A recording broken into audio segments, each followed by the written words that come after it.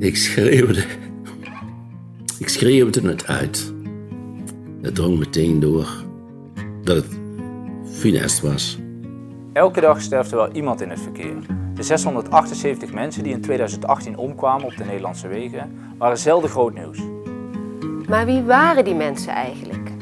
Het was gewoon een fijne man.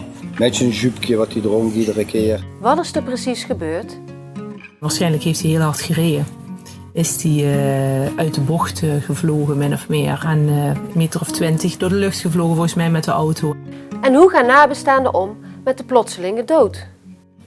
Mijn leven is op zijn kop gezet. Wij gingen op zoek naar de verhalen achter de verkeersongevallen. We speurden in rouwadvertenties en op de sociale media. En we spraken met tientallen nabestaanden over het ongeluk waarbij hun geliefden het leven lieten. Je denkt constant van, nee, kan niet of hij komt nog terug. Je geloofde het in eerste instantie niet. Dit is project 46. Vanaf 22 november te volgen via delimburger.nl/project46.